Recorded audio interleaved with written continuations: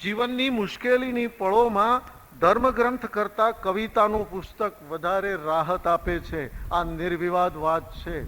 તમને ગમતી કવિતાની થોડીક પંક્તિઓ ન સમજાતા ધર્મગ્રંથો કરતા સમજાતી કવિતા વાંચવી સારી. ઘણા કહે ને કે મેં ઉપનિષદો 5 વાર વાંચ્યા, ગીતા 25 વાર વાંચ્યા, સમજ્યા કેટલું એની વાત કરો. એટલે ન સમજાતા ગ્રંથો વાંચવા કરતા સમજાતી એવી એકાદી કવિતા વાંચવી સારી. કવિતા દરેક માણસના હૃદયમાં છુપાયેલી છે. કવિતા જીવવા માટે કવિતા લખવી જરૂરી નથી. મનસુખલાલ ઝવેરી કહે છે ને કે એક બસ સ્ટોપ પર ઊભો હતો, ત્યાં એક ભિખારણ આવી, અહીંયા છોકરું હતું, ગરીબને પાઈ પૈસો આપો, આ બધું દ્રશ્ય, તાદૃશ્ય, વાસ્તવ. એટલે કે મારામાં રહેલો પેલો તર્કનો માણસ જાગ્યો. તને ભિખારીને શાને આપું, દાખવી દયા શાને તારા સમા લાખો તણી આળસ પોષવી. હાથ પગ હટ્ટા કટ્ટા છે, કઈ મજૂરી કર, મહેનત કર, ભીખ માંગતા શરમ નથી આવતી. આ અંદરનો આત્મા જાગ્યો. ત્યાં અંદરનો રહેલો કવિ પણ સાથોસાથ જાગ્યો. એની નજર પડી પેલા બાળકની આંખોમાં. ત્યાં જોયું શિશુ તાળી કેળે વિરાજતું, તારા જેવું જ ગંદુ ફળ તારી જ વેલનું. ત્યાં અમારી જ્યાં મળી આંખો, એ છોકરાની ને કવિની બંનેની આંખો મળી. ત્યાં છોકરું હસી એ સહસા પડ્યું. છોકરું આમ આંખના સામું જોઈને હસી પડ્યું. અને જેવું છોકરું હસ્યું, કવિ કે દૂર વસેલા મારાનું સ્મિત મને સાંભળ્યું. દૂર મારા સંતાનો વસતા હતા, એમનું સ્મિત મને યાદ આવ્યું, અને નહોતું આપવું તોય અપાઈ મુજથી ગયું. નહોતું આપવું તોય અપાઈ મુજથી ગયું. આપણું ભાવ જગત આપણા તર્ક જગત પર હાવી થઈ જાય અને તર્ક જગતને જીતી લે, ત્યારે એ કવિતાનો વિજય થાય છે અને જીવનની સુખદ પળ એમાંથી જ મળે છે. વધતી કે ઓછી એક માત્રા પણ કવિતાના લયને નુકસાન કરે. જીવનનું પણ એવું છે. જીવનના લયને જાળવી રાખો, ખૂટતું ઉમેરો અને વધતું હોય એને વેગળું કરો. ખૂટતું હોય ને ઉમેરો અને વધી જતું હોય એને વેગળું કરો. અરે દરજી દેવો દરજી પણ આપણા માપના કપડા સીવવા માટે એક સળંગ કાપડ આપો, એને કદ પ્રમાણે વેતરી નાખતો હોય છે. આપણે પણ આપણા હૃદયમાં આપણા ઉર્મી તંત્રને, આપણા લાગણી તંત્રને બરાબર શોભાવે એમ વધતા હોય એને આઘા કરવા અને ઓછા હોય એના પૂરક થવું. અને કવિતા, જો કવિતા છે તો અમૃત છે. કવિતા અમૃત સરિતા. એને પીતા આવડવું જોઈએ. લોકો ન પીવાનું કેટલું પીએ છે. એક જીવતી કવિતા કહું આપને. એક જણે રોજ છાંટો પાણીની આદત, પિયાજ કરે, પેટ બગડ્યું એટલે ડોક્ટર પાસે ગયો. ડોક્ટર કે તમારે રોજ રાત્રે 2 ચમચી ત્રિફળા લઈ લેવી. એ માણસ કે છે પણ સાહેબ એની આદત નહીં પડે ને. પેલા રોજ તો પ્યાલાના પ્યાલા ઠોકે છે, એની આદત પડી છે, અને આ ત્રિફળાની આદત નહીં પડે ને, એવું ડોક્ટરને પૂછે. તમે માનો છો દોસ્ત આ કવિતા નથી? છે. તને પીતા નથી આવડતું અલગારી મન મારા, પદાર્થ એવો કયો છે જે શરાબ નથી, પણ તને પીતા નથી આવડતું અલગારી મન મારા. જગતમાં કયો એવો વિષય છે જે કવિતા નથી? ઉમાશંકર જોશી ચૂસાયેલા ગોટલા પર કવિતા લખે છે. બામણા ગામની ભંગડી રે, એક ભંગડી રે, એની આંખમાં આંજલ મેશ, એ પણ કવિતા આપણને મળી છે. રામને મંદિર ઝાલર વાગે ને ઘંટના ઘોર સુણાય, શેઠની મેળીએ થાળી વાજુ નવતમ ગાણા ગાય, વાજાના વાગવા ટાણે રે મંદિરની આરતી તાણે રે લોકોના જૂથ નીચે ઉભરાય. સુંદરમની કવિતાને તમે તપાસો. કરાચીથી આવેલા નિરાશ્રિત રાજકોટમાં પાન બીડીની દુકાન કરે અને પાન બીડીની દુકાન કરતા કરતા સિગારેટના ખોખાની પાછળ એક કવિતાના શબ્દો લખે. એ કવિતા પાછી છપાય અને કવિતા ગાંધી યુગની એક ઉત્તમ કૃતિ થાય. વિચાર થતો હશે ને કે આ નિરાશ્રિત કવિ કોણ હશે? રાજકોટમાં પાન બીડીની દુકાન કેમ ખોલી હશે? સિગારેટના પાછળના ખોખા પર કઈ કવિતા લખી હશે? એમણે કવિતા લખી, અરે દિવાળીના દિન આવતા જાણી, એ ભાદરમાં ધુવે લુગડા ભાણી. આ ભાણી ગરીબોનું પ્રતીક છે. એની માથે હતું કાળી રાતનું ધ્રાબુ ને માગી ત્રાગી કર્યો એકઠો સાબુ. અરે કોડી વિનાની હું કેટલે આંબુ, રુદિયામાં એમ રડતી છાની, ભાદરમાં ધુવે છે લુગડા ભાણી. આ ગરીબ સ્ત્રીની પાસે 3 કપડા હતા, પણ લુગડામાં એક સાડલો જૂનો ને ઘાઘરો એ મેલો દાટ કેદુનો, કમખાએ કર્યો કેવડો ગુનો.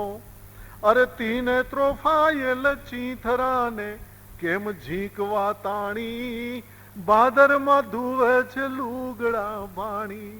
ફાટેલો ઘાઘરો છે, લીરે લીરા થઈ ગયેલી ઓઢણી છે, ફાટેલો કમખો છે અને અડધી રાત્રે કપડાં ધુએ છે, કારણ કે એને પોતાની આબરૂની બીક લાગે છે, કોઈ જોઈ જશે તો. એટલે અંધારામાં ઘાઘરો પહેરે ને ઓઢણું ધુવે, ઓઢણું પહેરે ને ઘાઘરો ધુવે, બીતી બીતી ચારે દિશામાં જુએ, એના ઉઘાડે અંગે અંગમાંથી આત્મા ચૂએ, લાખ ટકાની આબરૂને એને સોડમાં તાણી, ભાદરમાં ધુવે છે લુગડા ભાણી.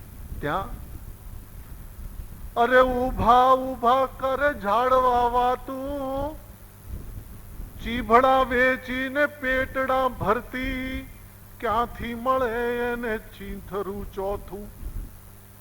તો વસ્ત્ર વિનાની સ્ત્રી જાતને હાટું, આ પડી જતી નથી કેમ મોલાતું.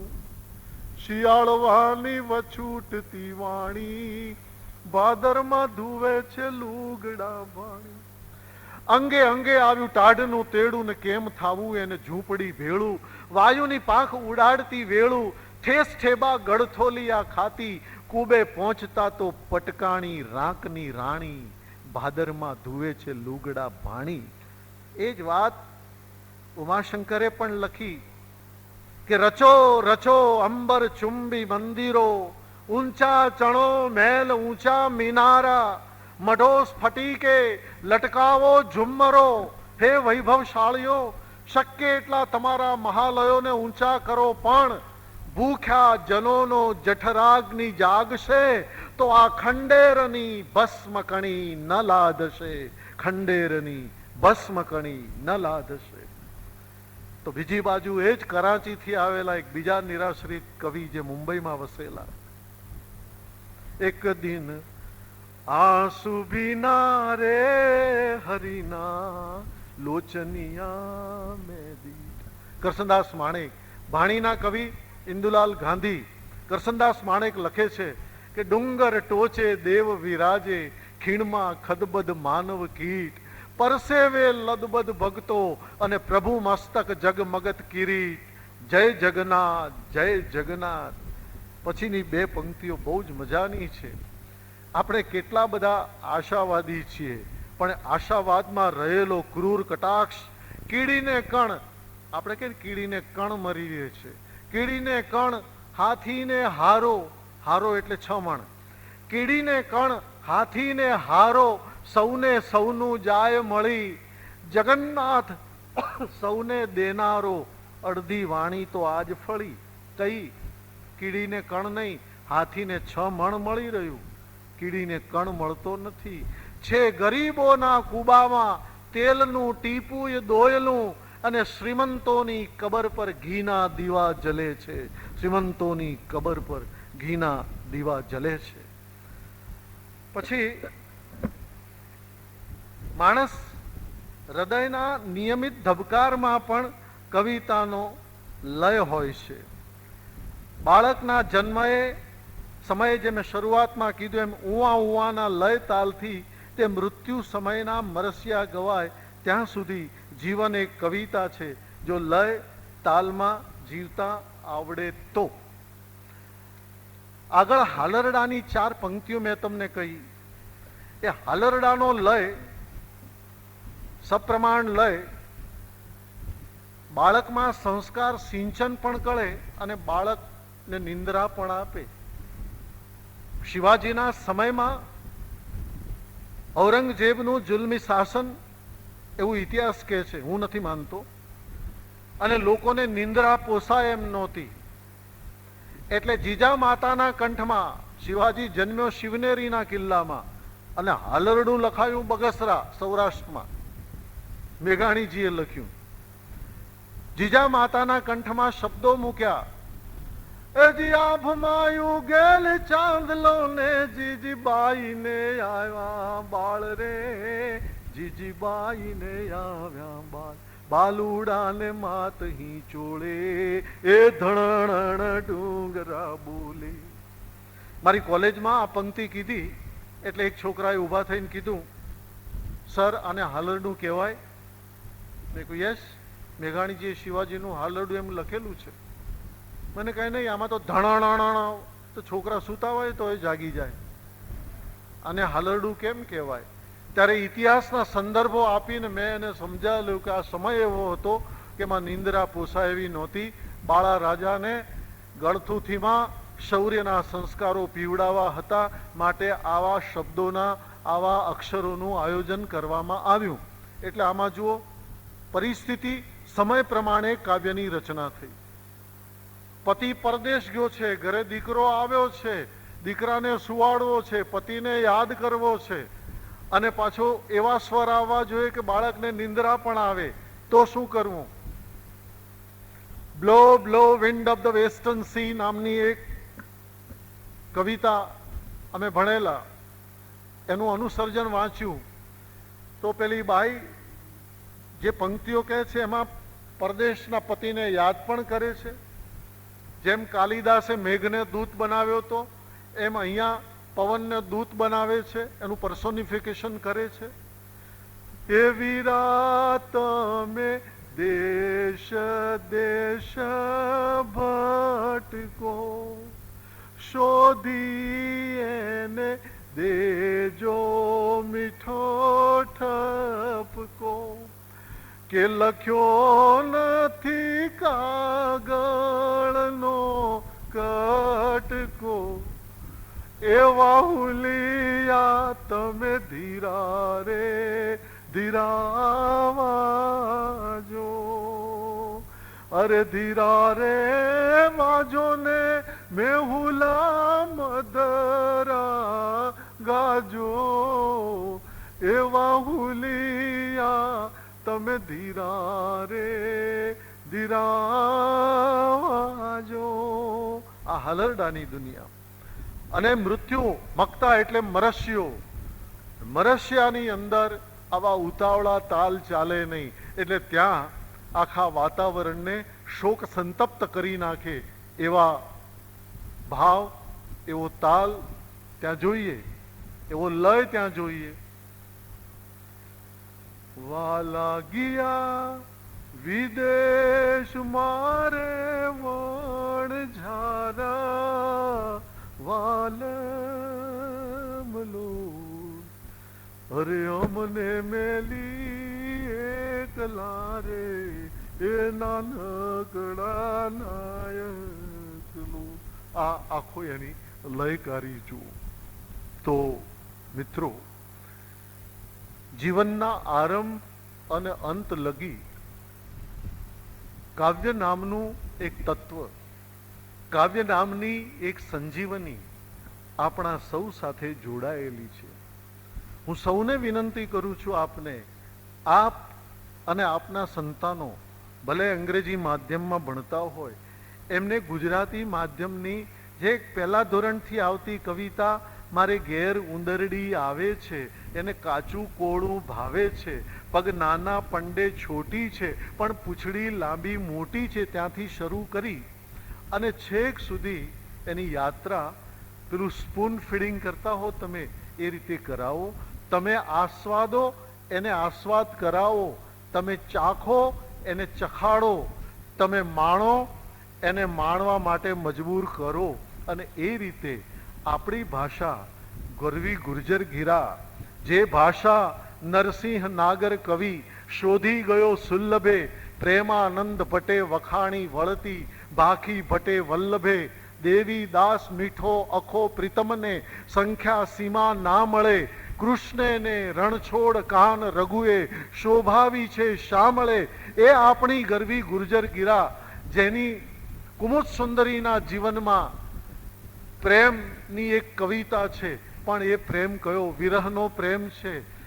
સરસ્વતી ચંદ્ર નામના એક રસાળ પ્રદેશમાંથી મન હટાવી પ્રમાદધન નામના એક કુપાત્રને સાથે જોડાવવું પડે. આ જીવનની કરુણ કવિતા નહીં તો બીજું શું. પણ એ કરુણ કવિતાને જીવતા જીવતા પ્રમાદ ધન મુજ સ્વામી સાચા નામની પંક્તિ ગોવર્ધન રામ આપણને આપે.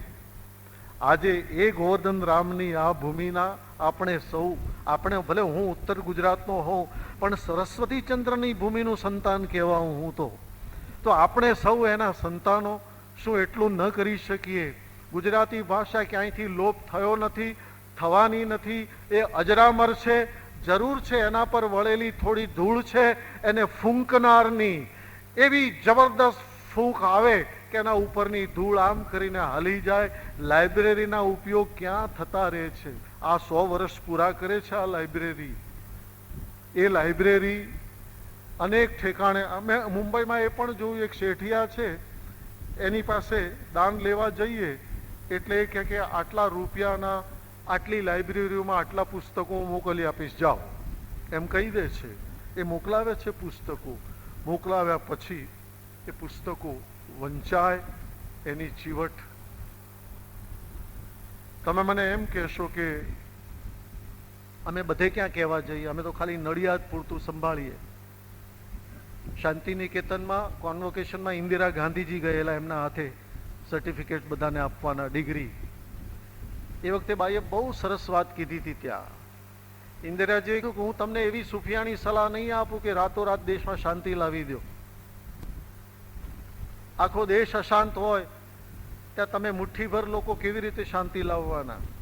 પણ એટલું અચૂક કહીશ કે તમારા આટલા બધા જગતના કોઈ ખૂણે તો જશે જ, પોતાનું એક અને એક નાનું નાનું ક્ષેત્ર પસંદ કરશે. મિત્રો, જે ક્ષેત્ર, ઇન્દિરાજી કહે છે, જે ક્ષેત્ર તમે પસંદ કરો એ ક્ષેત્રમાં શાંતિ મંત્ર ફૂંકવાનો પ્રયત્ન કરજો. અને એક ઠેકાણે ચિનગારી લાગશે તો આપોઆપ એ ધીરે ધીરે બધે પ્રસરશે. એમ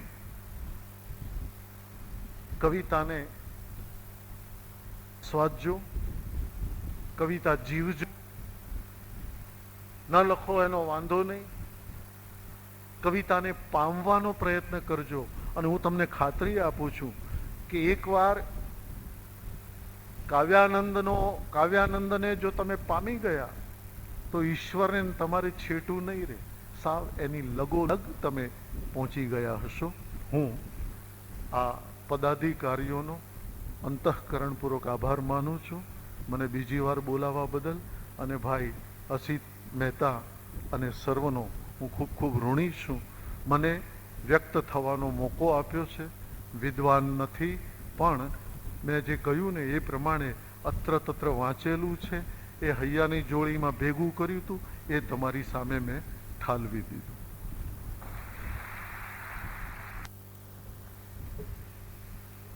અત્રેથી કાર્યક્રમ આગળ ચાલે એ પહેલા આ ટાઉન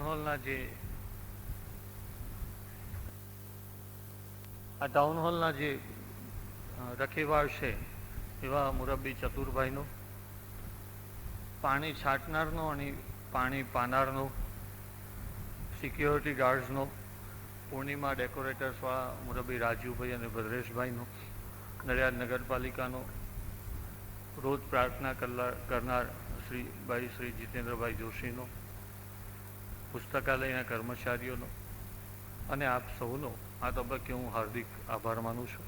પ્રશ્નોત્તરી અહીંયાથી શરૂ કરાઈએ પહેલાં હમણાં જે ભાઈ ઉપર આવીને કહી ગયા કે ભાઈ આશિષ દેસાઈના સંગીત સંધ્યા વખતે આપે કંઈ માતાજીનું વર્ણન કર્યું હતું, કંકુ ખર્યું ને સૂરજ ઉગ્યો એ ગીત પહેલાં, ગગન મંડળની ગાગરડી રે, તો એ વર્ણન માતાજીનું ફરીથી અહીંયા રજૂ કરો એવા ઘણા બધાની વિનંતી છે. અને હાઉસમાંથી પ્રશ્નો મોકલવા, 2-4 પ્રશ્નો પણ જો આવે તો આપણે પ્રશ્નોત્તરી આગળ ચલાવીએ. ની પૂર્વ ભૂમિકા આપવા માટે છંદ હું બોલેલો. માતાજીના સ્વરૂપોનો સંસ્કૃતમાં ચંડીપાઠનો જે શ્લોક છે,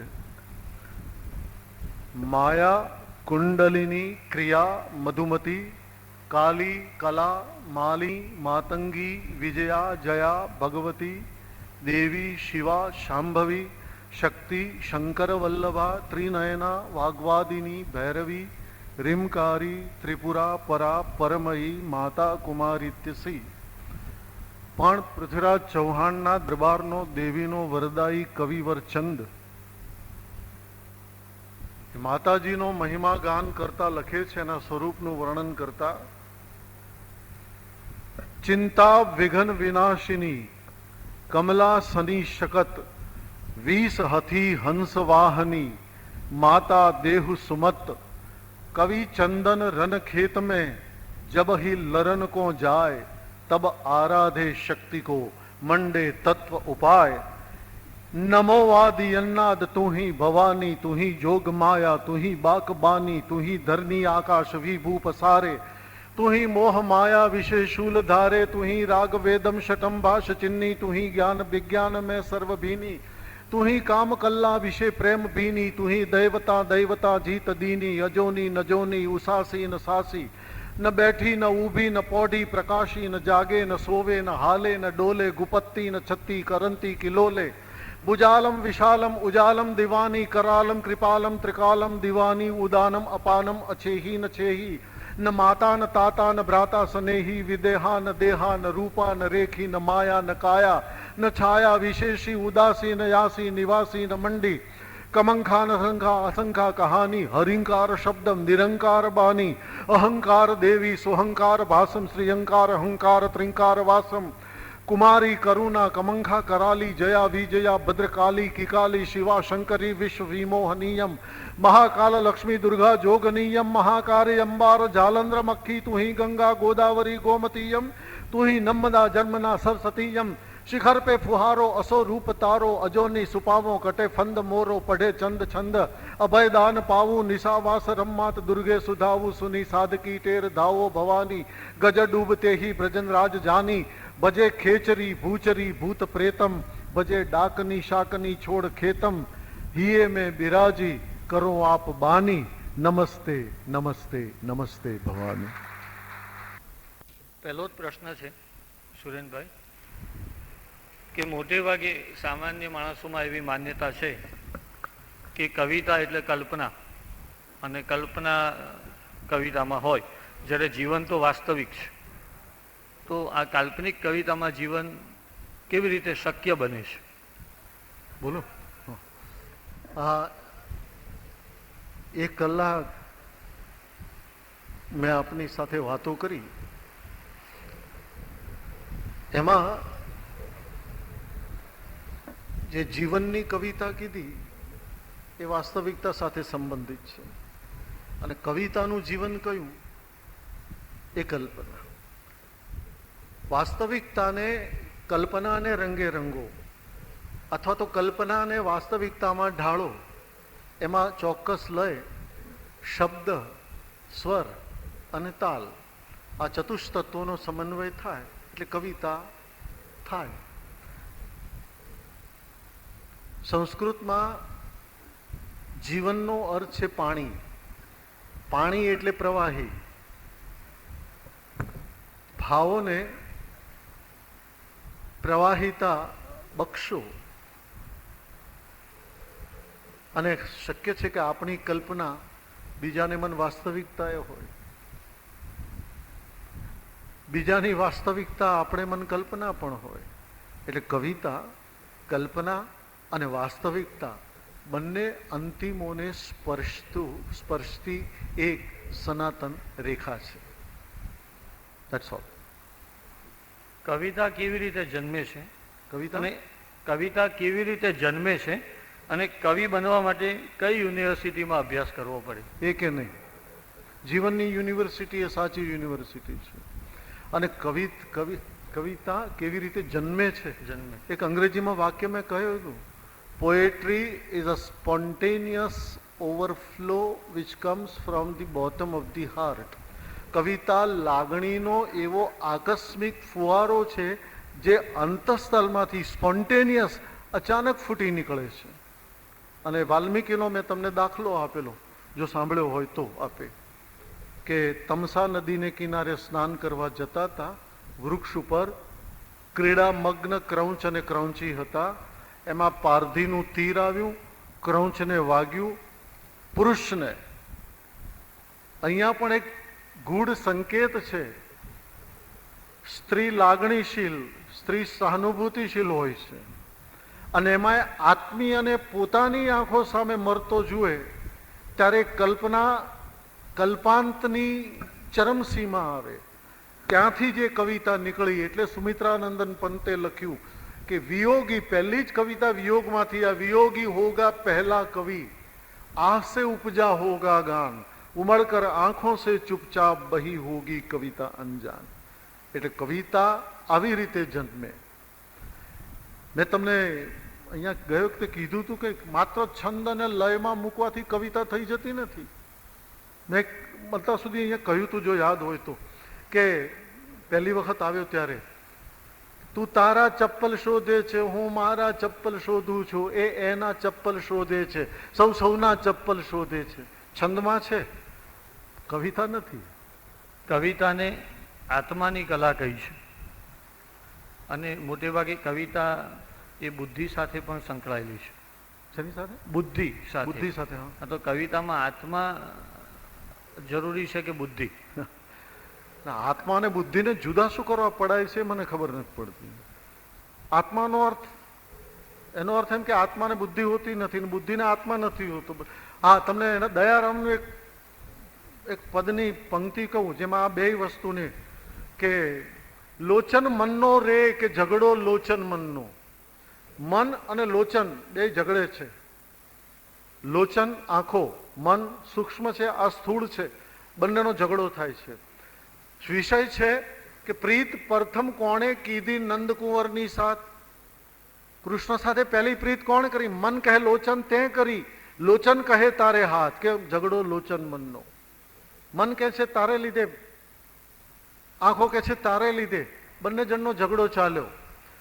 નટવર નિરખ્યા નેણ એ સુખ આવ્યું તુજ ભાગ, પછી બંધાવ્યું મુજને એ લગન લગાડી આગ. કે ઝઘડો લોચન મનનો. એ ઝઘડો કેમે કરી પૂરો જ ના થાય. એટલે બેવું આવ્યા બુદ્ધિ કને, મન અને આંખો, સ્થૂળ અને સૂક્ષ્મ, છેવટે બુદ્ધિને સહારે આવ્યા. એણે ચૂકવ્યો ન્યાય. મન લોચનનો પ્રાણ તું, અને લોચન તું મન કાય. હે મન, તું આંખોનો પ્રાણ છે, અને હે આંખો, તમે મનની શરીર છો. દયા પ્રીતમ શ્રી કૃષ્ણ શું બેવું વડેથી પ્રીત. આમાં બંનેને વિભક્ત કરી શકાય જ નહીં. એટલે બુદ્ધિ એ નિર્ણયાત્મક બળ છે. આત્મા કદાચ આવેગમાં આવી જાય, આવેશમાં આવી જાય, ભાવમાં આવી જાય, તો એનું ચોક્કસ નિયંત્રણ બુદ્ધિ કરે છે. એટલે બંનેમાંથી એકેની ગેરહાજરી આપણને પોસાય નહીં. સામાન્ય માણસો માટે કવિતા એટલે પ્રેમની વાતો, જ્યારે તમારા વ્યાખ્યાનમાં કવિતા એટલે અધ્યાત્મની વાતો એવું લાગે છે. આવું કેમ? આધ્યાત્મમાં પ્રેમ નથી એવું કોણે કહ્યું? સजना चिनगी प्यार की रही कलेजे लाग, जैसे धुनी अतीत की जब खोलो तब आग. પ્રેમ તો આધ્યાત્મની ચરમ કક્ષા છે. પ્રેમ સ્થૂળ અર્થમાં નથી કહેતો. પથ્થર ઉપર પંખી બેઠું, વાત વાતમાં ડંખી બેઠું, એ પ્રેમની વાત નથી અહીંયા. કોલેજનો કોરિડોર, નગર ઉદ્યાન, સિનેમાનું થિયેટર, ત્યાં આગળ મળવાની વાતને હું પ્રેમ નથી કહેતો. પ્રેમ એટલે આત્મા ઓળખે તે વર ને બાકી બીજા બધા પર. નાનાલાલ કહે છે એ અર્થમાં એક જ્યોત જલે તુજ નયનનમાં રસ જ્યોત નિહાળી નમો હું નમો. આધ્યાત્મિકતાના શિખરો સર કરે એ પ્રેમ. બાકી હંમેશા હું શરીર સુખની વાત કરતો જ નથી પ્રેમ દ્વારા. તમને રવિન્દ્રનાથ ટાગોરનું ઉદાહરણ આપ્યું હતું ગયે વખતે, એ પણ મને અત્યારે યાદ આવે છે કે ટાગોર કબ્રસ્તાનમાં ગયા અને એક બાઈ કબરને પંખો નાખતી હતી. એટલે ટાગોરે પૂછ્યું કે મરનાર માટે આટલો બધો પ્રેમ હતો તને કે તું એની કબરને પંખો નાખે છે? બાઈ કહે છે તમારી કંઈક ભૂલ થાય છે. અમારા એમાં એવો રિવાજ છે કે પતિની કબર જ્યાં સુધી ભીની હોય ત્યાં સુધી બીજા લગ્ન ના થાય, એટલે પંખો નાખું છું કે. એટલે પ્રેમ સ્થૂળ દ્રષ્ટિની વાત નથી કરી. મીરાએ મીરાની કવિતાઓને જો આધ્યાત્મિક ગણાતી હોય તો એના પાયામાં નક્કર અને સજ્જડ પ્રેમ છે. રાધા કૃષ્ણ એના પ્રેમ, એની ચરમ કક્ષા અધ્યાત્મ છે. એટલે આધ્યાત્મ દ્વારા જે પ્રેમની વાત કરી છે, અથવા પ્રેમ દ્વારા મેં આધ્યાત્મની વાત આપની સામે કરી છે. આજના રાજ્યકર્તાઓ અને ધર્મવડાઓમાં જેમ હોય છે, હા, આજના રાજ્યકર્તાઓ, રાજકારણીઓ અને ધર્મવડાઓમાં જેમ છે તેમ સાહિત્યકારો અને કવિઓમાં પણ ઘણા વાડાઓ છે. આ વાડાબંધીના માહોલમાં તમને ગુજરાતી કવિતાનું ભવિષ્ય કેવું લાગે છે? બહુ જ ઉજળું લાગે છે, કારણ કે વાડાઓ જાજુ ટકતા નથી. જેટલા ભરવાડો નબળા એટલા વાડાઓ ટૂંકા. અને જે માણસો ફિરકાઓ પોતપોતાના બનાવવા ચાલતું રહ્યું છે આજ દિવસ સુધી, જે પૂછનારે બહુ સાચું જ પૂછ્યું છે, પણ એમાં સાચી કવિતા ગમે ત્યાંથી વાડાઓના છીંડા પાડીને બહાર નીકળી જ જાય છે. શરૂઆતમાં અમારે માટે એવું બનેલું, એક તરફ નામ તો નથી આપતો, જવા દો કોઈના, પણ એક તરફ એક વાડો હતો પેલો એબ્સર્ડિઝમનો, ગઝલ સુગાળવી ગણતા, ગઝલ એ કવિતા જ નથી એમ કહેતા. એક તરફ વળી પંચામૃત બનાવીને 5 જણા બેસી ગયેલા હતા. એ બધા જ માંથી જે સાચા કવિઓ હતા એ પોતપોતાનો રસ્તો, એ સ્વૈર વિહાર કરતા રહ્યા અને પોતપોતાનો રસ્તો કાઢીને રહ્યા છે. વાડાઓ ક્ષણિક છે. હા, એમાં તાત્કાલિક પ્રસિદ્ધિઓ જે સાચા અધિકારીઓ છે ને મળવી જોઈએ મળતી નથી, પણ વાડાઓ બહુ લાંબુ ટકતા નથી, એ નીકળી જ જાય છે.